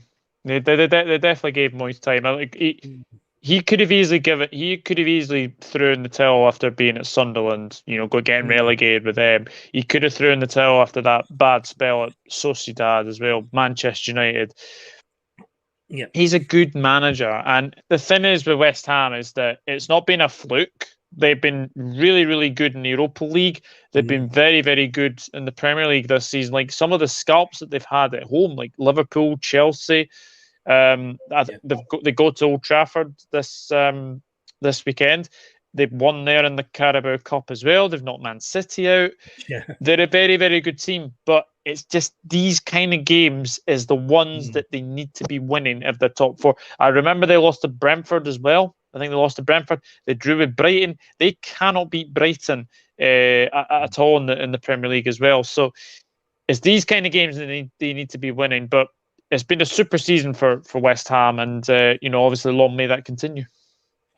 I want to ask you this, stay with you, Doug, because I know Dan will be biased on this. I won't. We did look at Leeds United as potentially being dragged in there, but it's such a weird season. 2 wins they've had. First time they've won back-to-back. They've moved up to 50. They're now on 22 points. So they're actually 9 points clear of Norwich in 18th. And sorry to mention it, Dan, they're 11 points clear of Burnley. Right, Burnley got games in hand, but Norwich have actually played a game more than Leeds. So looking at that, and if they can sort of build on this, I think they will probably be safe at the end of the season. Yeah, 100%. I think a lot of people actually said to me that Leeds might be one of the teams to potentially go down this season. I don't see it, but Bielsa is a good manager. Yes, they've not been in a brilliant run at all. They've had players injured constantly. Calvin Phillips, I think, is injured till March. I think Bamford's injured till March. But Bielsa is a very, very good manager. He will get that team playing.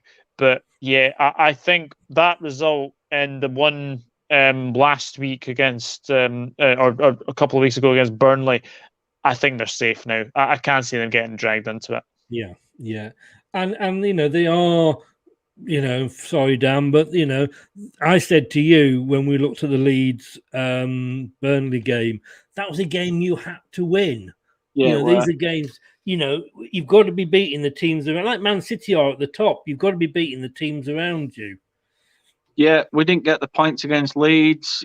Throughout the midst of games that we've had called off, we managed to get the one game that went ahead at the Turf, which was against West Ham, and we got a point, from that game. However, at the time, going into that game, it was a case of like, that point was like, yeah, it was a point, fair enough. It didn't really mean it. It was like a nothing point. The game afterwards, which was originally meant to I think it was meant to be the Watford game, was the big one where if we'd have won that point would have become a vital point sort of thing, because it would have been like, right, them 4 points is massive. However, the fact that these games have been put to one side, it just makes it a lot different. But yeah, Leeds, as you say, they're starting to put a run together. Can they keep that up? Who knows? But yeah, a lot of people did think West Ham would have that similar thing where, we had it. We got to that Europa spot, and you can't keep up with the fact that Europa and Premier League and stuff, you can't seem to find that rhythm between the two. But it seems that they have. They've stuck with the formula. It works, and fair play to them. Long may it continue, because it's nice to see at least one team in claret and blue doing well. Well, there are three of you, so you don't that one of you would have a pretty decent season. This would have been the last game, and you did say earlier about trusting in the process. Arsenal, what are you doing? I mean, Arteta seems to slowly be getting it right. For me, Doug.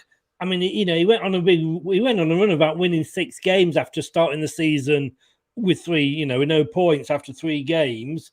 I just don't. But Spurs, on the other hand, great signing as a manager. I think they finally got it right, and I think the fact that they've got him now is actually better than having got him at the start of the season, because they needed him more than he needed the job.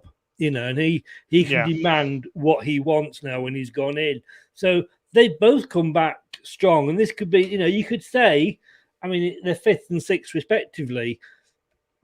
Conte's not lost since he's come in. No. And either of them could sneak top 4. I think I'd probably have to go for Spurs out the 2, but I think they've both turned it around this season.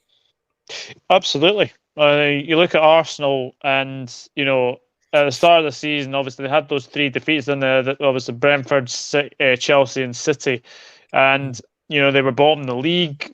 I think Arteta's job was up for question as well.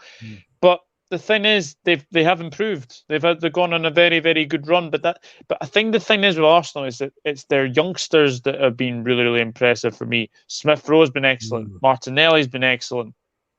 At Ramsdale, nobody's talked about Ramsdale. Everybody, I think, including myself, probably Dan, including yourself, Chris, probably said at the time, Aaron Ramsdale, £32 million, which is obviously a record for a goalkeeper, was a very, very interesting bit of business. For sure. Maybe that save he made for Maddison, don't remind me.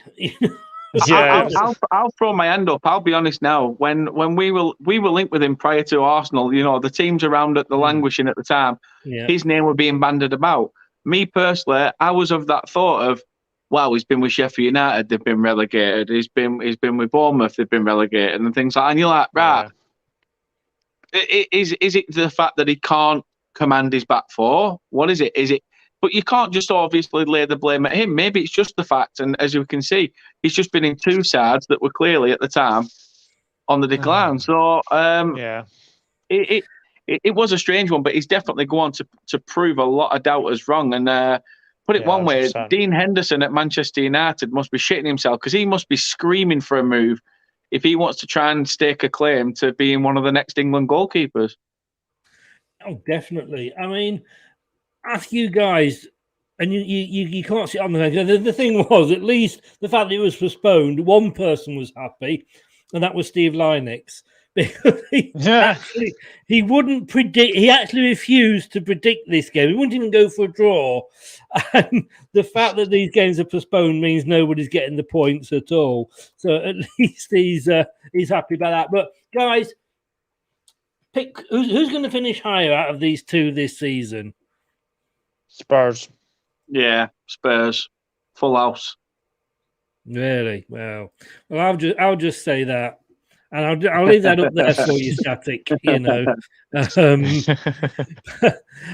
Well, thanks, guys. Before we go, as they say, I'm sounding like Gary Lineker, aren't I? Let's have a look at the table. You can sit back and put your feet up for a minute, Dan, because we're going to look at the top 10 first. Oh, that's all right. Don't want a nosebleed, do I? No. That's the top half. I mean, it is looking. It's you'd need Manchester City to have a real collapse and Liverpool or Chelsea to literally not lose a game for the rest of the season. And I think, say, Man United, I think, are out of it. And like you say, I wouldn't be surprised if they don't even finish up in Europe. Who can you see West Ham, Doug, getting top 4? They could, but they need to win every single game to have a chance for me. They have to start winning the games against your Leeds, Brentfords, Newcastles. They have to start winning those games, in my opinion. You know, they used to. They used to as well, but I do think that Spurs will clinch that 4th spot. I'm going to stick with Spurs, but it'd be lovely to have a new club finish in top 4, wouldn't it? West Ham finish in top 4. I would be very, very happy if they finished top 4. It'd be just someone new as well, but unfortunately, I just think Spurs are just going to pip them. Where would you say, before I come on to Dan and the bottom of the table, where would you say Leicester will finish? I am going to say that you'll just finish outside the European places. I'm going to say 8th. Right.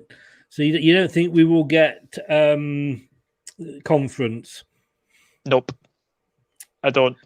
You see, I would actually be happy with the conference, and this is what makes me laugh. Everybody's taking the piss out. I mean, I don't agree with Leicester being in it because I don't agree with teams that have failed in one tournament being able to drop down into the one below, and like Man United last season and get to the nearly win the Europa in the final.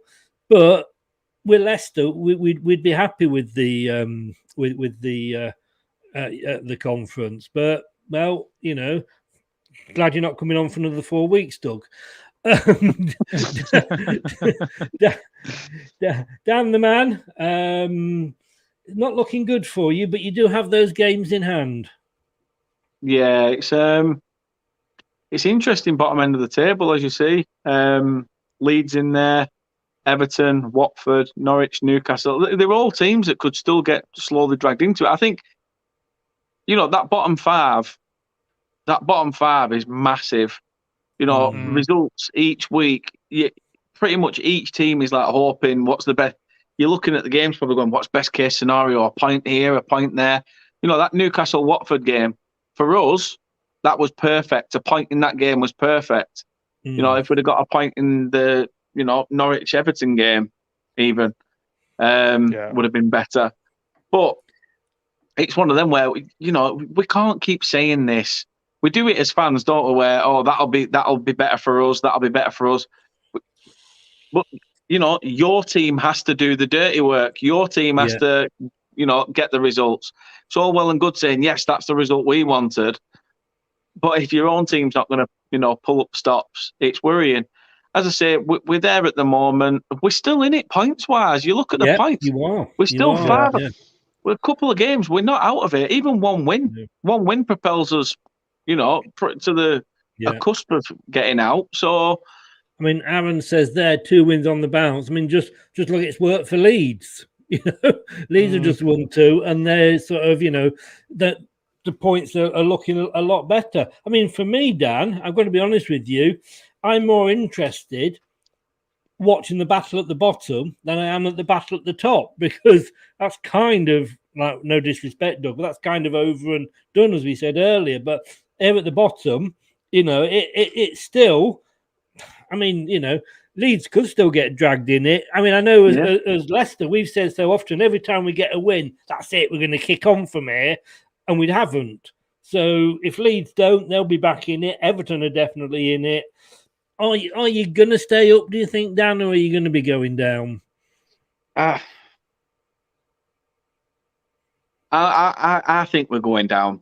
Personally, I think we're going down. I just think there's not enough about the squad. As I say, you lose your big key striker. So who've you got now? A bunch of has-beens that are past it now in terms of backup. Those games in hand against Everton and Watford are massive. Yeah. Absolutely massive. Yes. They are season-defining games. And if you don't get anything from those two, then you just stick an R across our name already. For me, relegation doesn't fear me. Yeah, I'll be upset at the fact that we're going down. Of course, any fan would be. It's the manner in which we're going down, and the fact that we haven't rebuilt.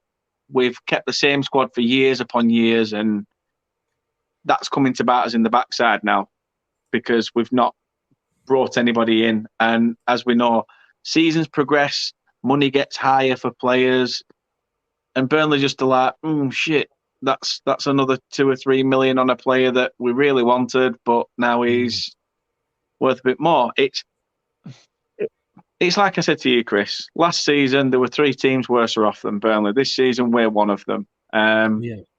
So yeah, I'll be gutted. Of course. If we get out of it, be there at the end of the season. No, I want him out in January. Right. I want him gone in January. I want to give Nathan Collins a chance. James Tarkowski has made mistake after mistake, game in, game out this season. So I'm not being funny. If you bring a 20-year-old in Nathan Collins, if he makes a mistake, he's learning. You get that. Tarkowski is being banded about like he was a 40 million player, 60 million player. Now it's a case of let's try and grab him on a free. And if that's what you want, fair enough. Go for it. But I think it will come back and bite a thing in the arse. What's that? Would you swap Vestergaard for him, please? You know what? I actually would. Hey, right, done. Hang on. I actually would. You know what? I think Vestergaard would actually be pretty decent in a Burnley side. That aerial ability at the back. You know, the fact that Burnley ability. He can't jump 6 inches. He don't need to jump. He's all right. He's big enough. And he's got an head like him from Labyrinth, and he looks like that flaming. Guys, it's been brilliant. Went on a bit longer than I thought it would do, but I really enjoyed that, talking about the games and the different clubs. Yours isn't at the moment, Dan, but it will be when I come off, because you were sort of a late substitute, a bit like Denmark at the Euros. You know, you came, or Greece was, it came through on the outside last minute. Your Twitters and your YouTube channels are in the details below. Oops, hang on. No, I did that wrong. I didn't mean to do that. Douglas, where can we find you? Yeah, you can find me on the Dugout Football channel, YouTube channel. I am also on Twitter. That's my Twitter there, Rod_1992. I'm also on Instagram at Douglas.Horn, and you can find me at Facebook at Douglas James Horn. Chris, it's been a pleasure. I've really enjoyed it, and I look forward to being on with you more often as well. Thank you. You're always welcome, mate, and I might have to drag you on here if one of the others doesn't turn up. But it's Maisie next week, and yeah, I don't think I'll drag Maisie off to put you back on. No disrespect, sir. That's all right. No, brilliant, mate. Love having you on. Thanks very much. Take care, and speak to you soon. Take it easy, dog. Take it easy. Take care. Cheers, guys. Oh, Dan, actually, I'm going to add your details in afterwards. Where can we find you? Oops. I've done it again. I must learn. I used to know what I was doing. You can find me hidden behind you, Chris. You can find me hidden behind you on camera. That is worrying when you piss in the corner. Oh, that calls for this. Oh, Go on, there we go. No, tell us where people can find you and how close are you to the one chip challenge?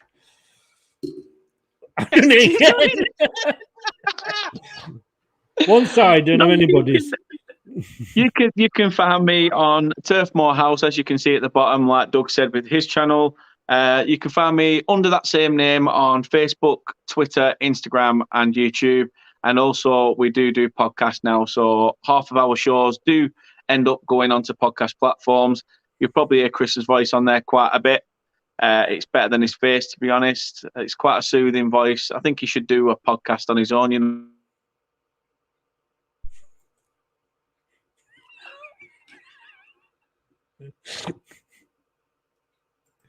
There's always one. There's always one. You went to clear yourself. I went to mute you again, knowing you were going to do There's it. me literally about singing your praises, saying that, listen, you know, people could listen to you and it'd send them off into a nice sleep. But I meant it in a nice way, that you've got a soothing voice.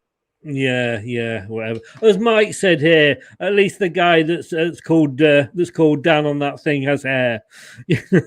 Ooh, yeah. Oh no! Speaking of which, you know the actual bloke that you've got that's pissing on the Burnley badge. Yeah. Funnily enough, we were where were we yesterday?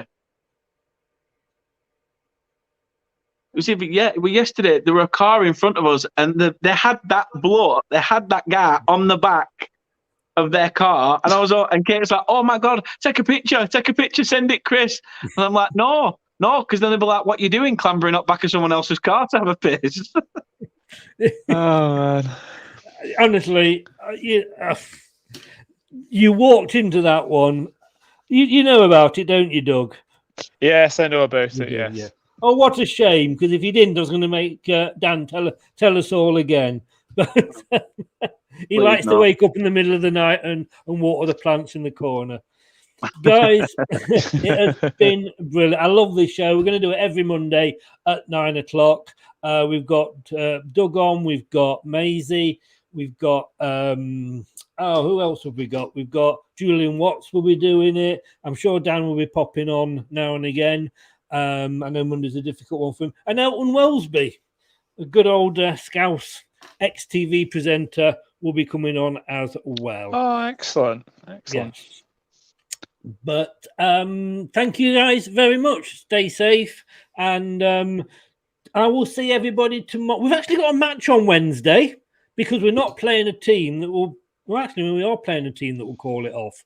We've got Tottenham.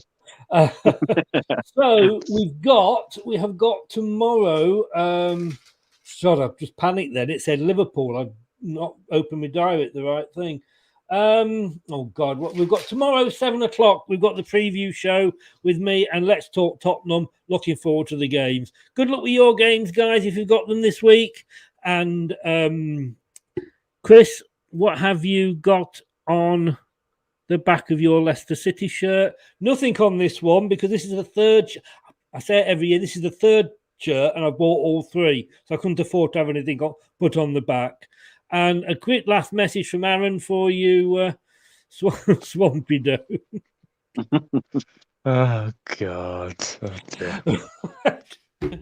Guys, thank you very much. Good luck with your games, and I'm sure we'll speak in the next week. Take care, guys. Cheers, Chris. Thank you. See you later. Bye. Thanks. You know, what I like about having Doug and having Dan both on is that you kind of get both ends of the table, don't you? You know, I can't be accused.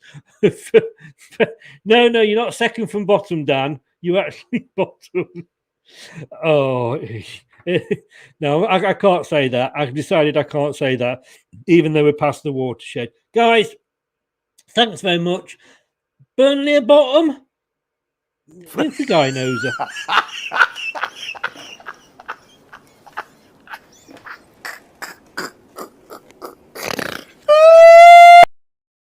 Oh, I'm sorry, Dan. I'm so sorry.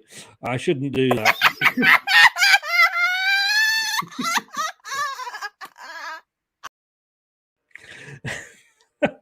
He knows I have a bit of fun with Burnley. I'll see you tomorrow night at 7 o'clock with Let's Talk Tottenham previewing the game. Thanks for watching. Thanks for joining in. And if you're catching up on the podcast, thanks for listening as well. Take care. Stay safe. Thanks for watching Leicester Till I Die. This is Chris saying goodbye and see you next time. That's all, folks.